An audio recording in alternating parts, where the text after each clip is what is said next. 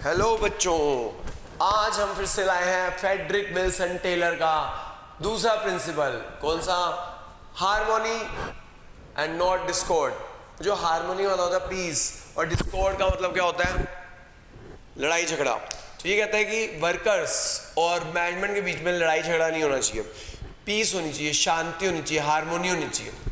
Basically हमारे India में भी अगर आप देखें तो हम लोग क्या कहते हैं कि भैया वर्कर्स जो है काम चोर है, काम हम नहीं करते। अगर वर्कर्स का नजरिया देखोगे वो कहेंगे अरे काम तो हम ही करते हैं, ये मैनेजमेंट तो कुछ करती नहीं है ना। तो ये एटीट्यूड बदलने की जरूरत है। ये कहता है ये एटीट्यूड बदलने की जरूरत है। हमें आपस में लड़ना नहीं है, वर्कर्स को मैनेजमेंट को आपस में लड़ना नहीं है, शांति से रहना है, लड़ाई झगड़ा नहीं रहना चाहिए। वो बेसिकली मेंटल रेवोल्यूशन की बात करता है। मेंटल रेवोल्यूशन क्या है कि there is a complete 360 degree change in attitude of employees and management. यानी कि वो कहता है कि भैया मैनेजमेंट को समझना चाहिए कि भैया हमारा जो है काम बिना वर्कर्स के नहीं चल सकता, और वर्कर्स को भी समझना चाहिए कि भैया कि हमें जो सैलरी वगैरह दे रहे हैं मैनेजमेंट दे रही है, अगर हम काम अच्छा नहीं करेंगे, उनके लिए प्रॉफिट कमा के नहीं देंगे, तो हमें कैसे अच्छी सैलरी देंगे। तो अगर हम बात करें बच्चों, ये कहता है harmony not Discord, workers and management must work in harmony with each other. यानी कि जो दोनों साथ काम करें, हार्मोनी के साथ काम करें, पीस के साथ काम करें। There must be mutual understanding between the two. उन दोनों के बीच में क्या होनी चाहिए बेटा? म्यूचुअल अंडरस्टैंडिंग होनी चाहिए, लड़ाई झगड़ा नहीं होना चाहिए। यानी वर्कर्स और मैनेजमेंट के बीच में लड़ाई झगड़ा बिल्कुल नहीं होना चाहिए। Taylor insist on mental revolution. Taylor ने बात की मेंटल रेवोल्यूशन की, which means a complete change in attitude of each other. यानी मेंटल रेवोल्यूशन क्या होता है? जो 360 डिग्री चेंज लाने की बात करता है कि भैया मैनेजमेंट को समझना चाहिए कि हमारा काम वर्कर का नहीं हो सकता, और वर्कर को समझना चाहिए कि हम बिना अगर उनका अच्छे से काम नहीं करेंगे तो हम अच्छी सैलरी कैसे देंगे। बेसिकली मेंटल रेवोल्यूशन क्या है? जापानीज सिस्टम है बच्चों। जापान में क्या होता है कि अगर वर्कर्स और मैनेजमेंट के बीच में कुछ लड़ाई हो जाती है तो वो स्ट्राइक पे नहीं जाते हैं।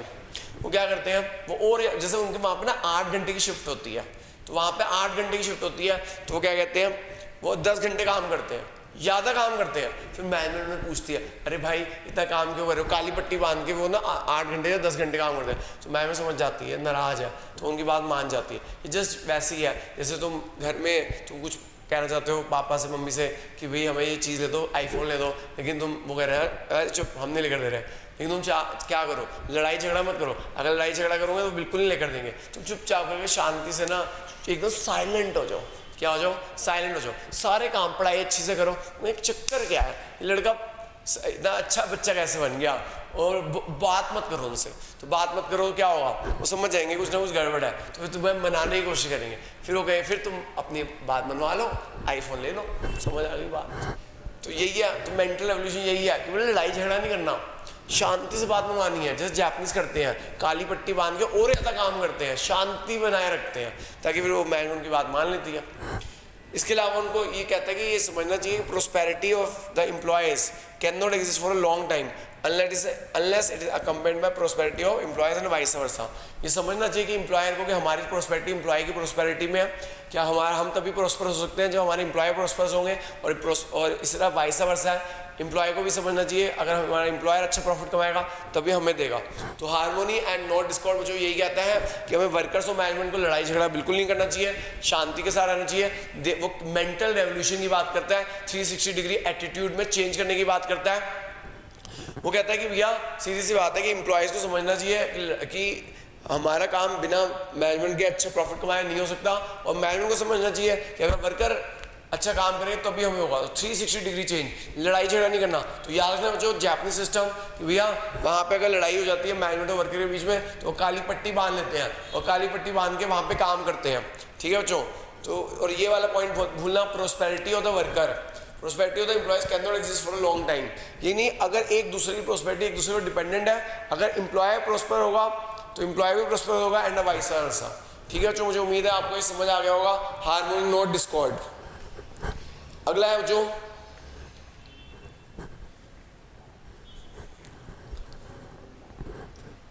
Cooperation not individuals. अगला प्रिंसिपल फ्रेडरिक विल्सन टेलर ने दिया, कोऑपरेशन एंड नॉट इंडिविजुअल। ये क्या कहता है? पहली बात, 1 नंबर का क्वेश्चन आता है जो which is extension of harmony not discord. तो हाँ जी बच्चों, तो which is principle is extension of harmony not discord, answer is cooperation not individual. यानी कि फ्रेडरिक विल्सन टेलर वही रुकाने की लड़ाई झगड़ा मत करो, उसने कहा एक दूसरे में कोऑपरेशन होनी चाहिए, अपना अपना नहीं सोचना। यानी कि अगर एम्प्लॉयर को कोई सजेशन देता है तो एम्प्लॉयर को वेलकम करनी चाहिए, उसकी बात को इग्नोर नहीं करना चाहिए। ऐसे बच्चे कुछ दिन पहले क्या हुआ था, एसी खराब हुआ था मेरे यहाँ, तो हरिओम ने जो सजेशन दिया मैंने उसे इग्नोर कर दिया, तो ये मेरे को नहीं करना चाहिए था। तो अगर वो बता रहा था कि किसी एक सस्ते टिकाऊ इलेक्ट्रिशियन को लाना चाहता था, लेकिन मैंने उसे इग्नोर कर दिया और मैंने महंगे वाले को बुला लिया, और महंगे वाले को बुला लिया तो मेरे ज़्यादा पैसे लग गए। तो मोरल स्टोरी ये है कि भैया वर्कर्स अगर कोई सजेशन दे तो मैनेजमेंट को उनको ध्यान से सुनना चाहिए, उनको इग्नोर नहीं करना चाहिए, और उनको अगर कोई अच्छा सजेशन दे तो उनको रिवॉर्ड भी देना चाहिए।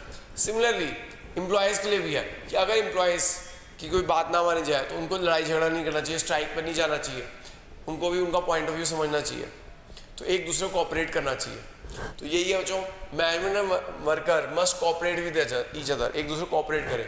Management should welcome the suggestion worker, अगर वर्कर कोई सजेशन देता है उसको वेलकम किया जाए और रिवॉर्ड दिया जाए अगर कोई गुड सजेशन दे रहा है तो worker. At the same time worker should not go on strike, strike पर ना जाया जाए, अगर मतलब उनकी बात नहीं मानी जाती स्ट्राइक पर नहीं जाना।